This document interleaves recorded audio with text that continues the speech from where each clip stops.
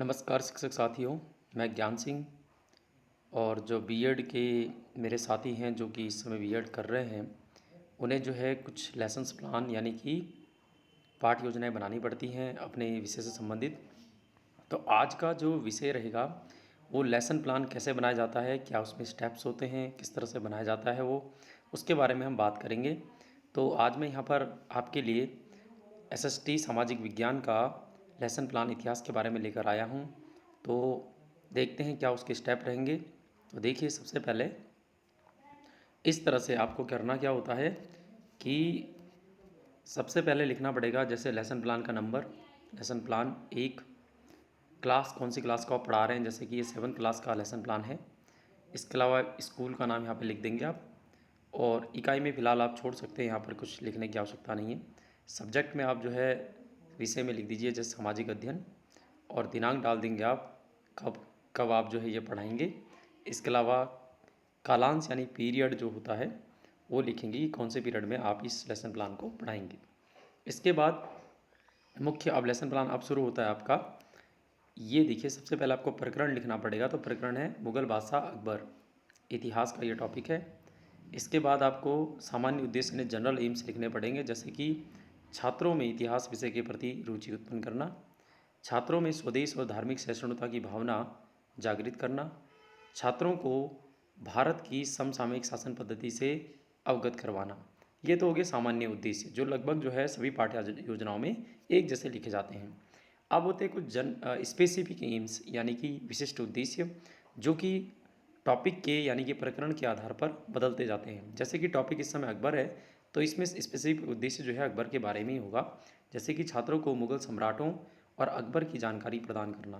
तो देखिए, अभी बताया था मैंने अकबर के बारे में है। दूसरा, छात्रों को अकबर के प्रमुख कार्यों, शासन पद्धति से परिचित करवाना। ये आपके कुछ 2-3 जनरल स्पेसिफिक उद्देश्य हो जाएंगे। उसके बाद आपको लिखना पड़ेगा प्रीवियस नॉलेज यानी पूर्व ज्ञान, छात्रों को विषय का या टॉपिक का कितना ज्ञान है। तो देखिए, हमने यहाँ पे लिखा है इस तरह से आपको लिखना पड़ेगा कि छात्र अकबर बीरबल की मनोरंजक कहानियों से, ज्ञानवर्धक कहानियों से परिचित हैं। इसका मतलब उन्हें अकबर की जानकारी है जिसे हम पढ़ाएंगे। सहायक सामग्री टीचिंग एड के रूप में आप क्या यूज़ करेंगे, तो इसमें अकबर का चित्र, चौक, डस्टर, श्यामपट, अन्य कक्षा उपयोगी जो भी सामग्री आपको चाहिए वो उसका आप प्रयोग करेंगे। ठीक है। इसके बाद ये देखिए, अगला पेज आपका ये आ जाएगा इस तरह से।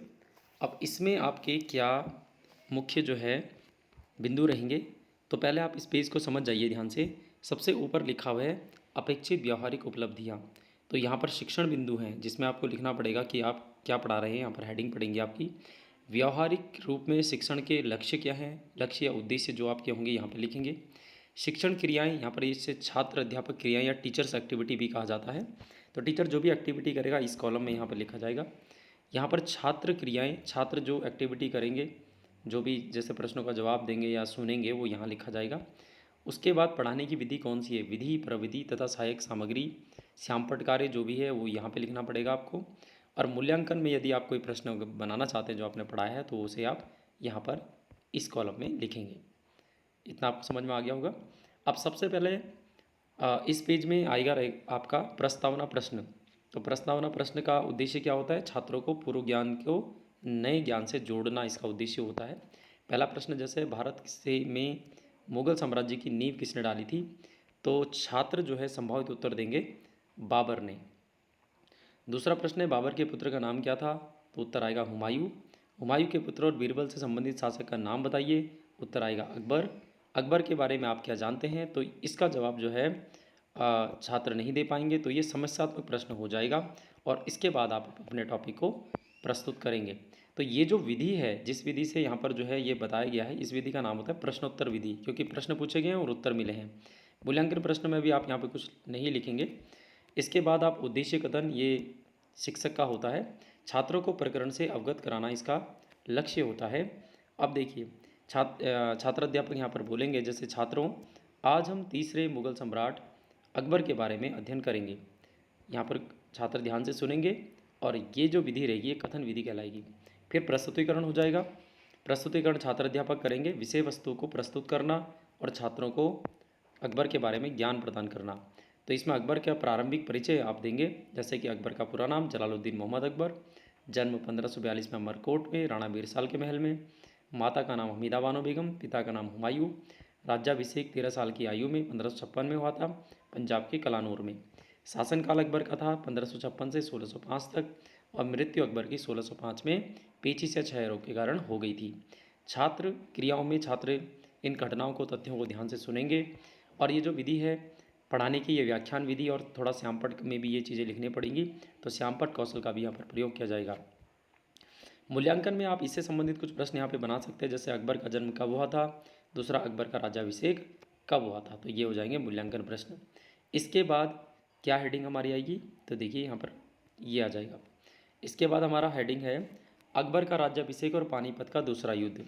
तो छात्रों को पानीपत के दूसरे युद्ध की जानकारी देना इसका उद्देश्य हो जाएगा, और यहाँ पर शिक्षण क्रियाओं में टीचर पानीपत के युद्ध के बारे में जानकारी देंगे, जैसे कि अकबर का राज्याभिषेक 1556 में किया गया, बैरम खां को उसका संरक्षक बनाया गया, अफगान सेनापति हेमू ने 1556 में दिल्ली पर आक्रमण कर दिया, और जिसमें अकबर की ओर से बैरम खां ने उसे हरा दिया, और पानीपत का दूसरा युद्ध कहलाता है। इसमें छात्र क्रिया में छात्र तथ्यों को ध्यान से सुनेंगे, व्याख्यान और श्यामपट विधि का प्रयोग किया जाएगा। यहाँ पर मूल्यांकन प्रश्न में आप बना सकते हैं पानीपत का दूसरा युद्ध कब हुआ था, तो छात्र उसका उत्तर देंगे। उसके बाद हो गया अकबर के प्रमुख कार्य और साम्राज्य विस्तार। तो छात्रों को अकबर के प्रमुख कार्य और छात्रों और उसके साम्राज्य विस्तार से अवगत करवाना। तो यहाँ पर जो है छात्र अध्यापक जो है अकबर के साम्राज्य विस्तार के बारे में और उसके कार्यों के बारे में बताएंगे, जैसे कि अकबर ने अपने संरक्षक बैरम खां को पदमुक्त करके संपूर्ण शासन को का कार्यभार स्वयं संभाल लिया था। प्रमुख कार्यों में दास प्रथा का अंत करना 1562 में, जजिया कर की समाप्ति 1564 में, ये प्रमुख कार्य थे। सभी धर्मों का सम्मान अकबर करता था, राजपूतों से वैवाहिक संबंध एवं उन्हें राजदरबार में उच्च पद प्रदान करता था। दीन इलाही धर्म की स्थापना अकबर ने 1582 ईस्वी में की थी। ये अकबर के कुछ प्रमुख कार्य थे। साम्राज्य विस्तार में आप बताएंगे कि अकबर ने अपने साम्राज्य के विस्तार हेतु 3 नीतियाँ अपनाई थी। पहली नीति थी वैवाहिक नीति, विवाह करके। दूसरी नीति थी मित्रतापूर्ण समर्पण नीति, कि मित्रता कर लीजिए और समर्पण कर दीजिए अकबर के सामने।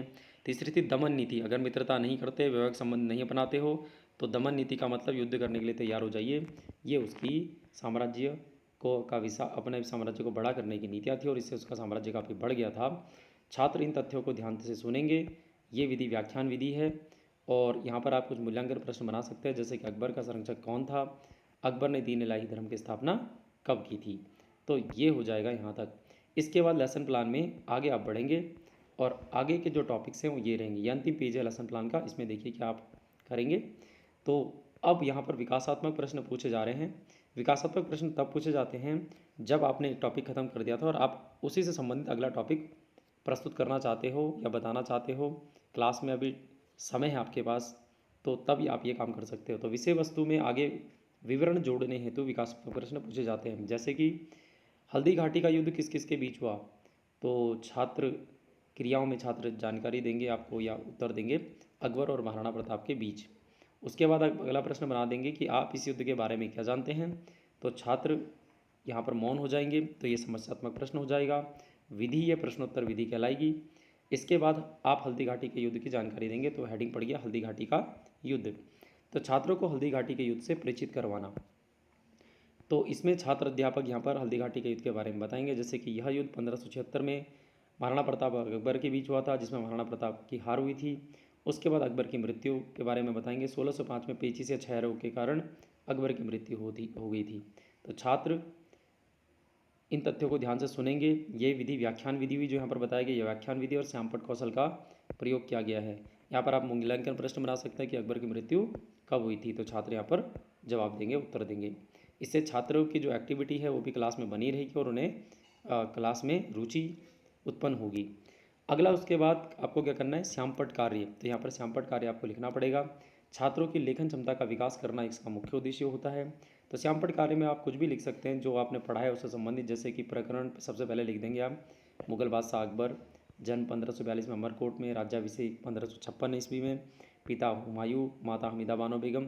और ये छात्र इस श्यामपट कार्य को अपनी कॉपी पर नोट करेंगे और इसी को आप यहाँ पर एक यहाँ पर लगाएंगे काले रंग का, और वहाँ पर क्या करेंगे, काले रंग का एक पेपर लेंगे और उसे काट करके यहाँ पे लगाएंगे, और अपना छात्र अध्यापक का नाम, फिर उसके बाद दिनांक, कक्षा, विषय सामाजिक विज्ञान, उपविषय इतिहास, प्रकरण मुगल बादशाह अकबर, और फिर उससे संबंधित जो भी है जैसे जन्म, राज्याभिषेक, पिता पिता कौन थे, माता कौन थे, वही सब यहाँ पर लिखना है, मृत्यु कब हुई वगैरह वगैरह ये लिख सकते हैं। इसके बाद आएगा निरीक्षण कार्य। तो छात्रों की त्रुटियों की जांच करना और उन्हें सही गाइडेंस देना इसका उद्देश्य रहेगा। तो छात्र अध्यापक छात्रों की उत्तर पुस्तिकाओं की जांच और सुधार करेंगे, यहाँ पर लिखेंगे।